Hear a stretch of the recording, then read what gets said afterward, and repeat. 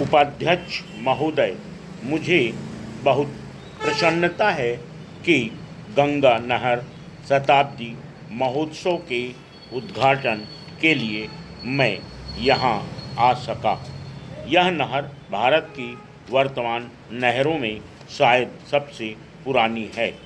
इस नहर से इस क्षेत्र के लोगों को जो अनेक लाभ पहुँचे हैं और अनाज तथा बिजली के उत्पादन से यहाँ जिस संपन्नता के युग का आरंभ हुआ है, उसके कारण नदियों की उपयोगिता में जनसाधारण का परंपरागत विश्वास और भी दृढ़ हुआ है। इस देश में नदियों को सदा ही महत्वपूर्ण स्थान दिया जाता है। आज भी हम नदियों को सिंचाई का और इसके द्वारा धन धान्य की उत्पत्ति का सर्वोत्तम साधन मानते हैं और उन्हें यातायात का साधन भी समझते हैं।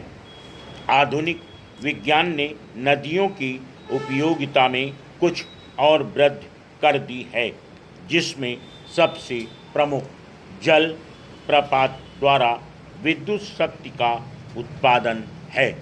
हमारे देश में नदियों का जाल बिछा हुआ है। मैं समझता हूँ कि सिंचाई की दृष्टि से संसार में भारत का स्थान दूसरा है। केवल एक देश ही हमसे आगे बढ़ा है। भारत की जनता के लिए यह बात महत्वपूर्ण है कि नहरों की इस श्रृंखला का श्री गणेश इस देश में गंगा की नहर से हुआ।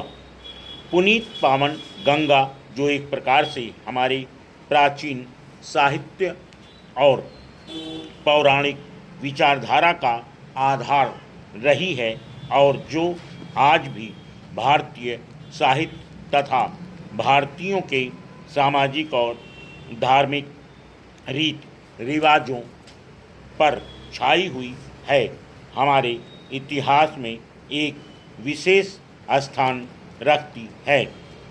अब ये हजारों वर्ष पूर्व भी यहाँ के लोग गंगा को की पावनता का स्रोत और वरदानदायी मानते थे। इसलिए आज यदि वास्तव में भारत के सबसे बड़े राज्य के एक भाग ने अपनी संपन्नता गंगा की नहर से प्राप्त की है, तो हम यही कह सकते हैं कि पुरातन विचारधारा इतिहास के रूप में प्रकट हुई है। यह तथ्य चाहे एक संयोग मात्र ही हो, किंतु हम सब के लिए निश्चय ही इसका महत्व है। संभव है कुछ लोग सोचें कि 100 वर्ष पुरानी किसी घटना को इस प्रकार सामने लाकर उत्सव के रूप में मनाने का क्या अभिप्राय है। ऐसी शंका का आधार मानव स्वभाव से अनभिज्ञ और प्रेरणा के एक महत्वपूर्ण स्रोत को ग्रहण न करने की इच्छा की हो सकता है। बीती बातों पर विवेकपूर्ण विचार कर अपना ही महत्व है। इसके द्वारा ही क्रमागत उन्नत संभव है। इसलिए अतीत की सफलताओं को भावी प्रगति की नींव माना जाता है। आप मुझसे सहमत होंगे कि गंगा नहर मानव कल्याण और वैज्ञानिक विकास दोनों की दृष्टियों से एक महान सफलता है। आज जबकि हम इस सफलता की शताब्दी मना रहे हैं, तो अनिवार्य रूप से इसमें हमें स्फूर्ति और प्रेरणा मिलती है।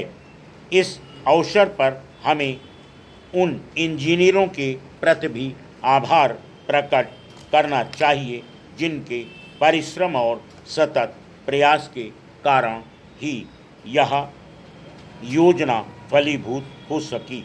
आज हमें कर्नल कोटले और उनके साथी विदेशी महानुभावों का स्मरण होता है, जिन्होंने निजी प्रयत्नों से इस कठिन कार्य को संपन्न किया। फुल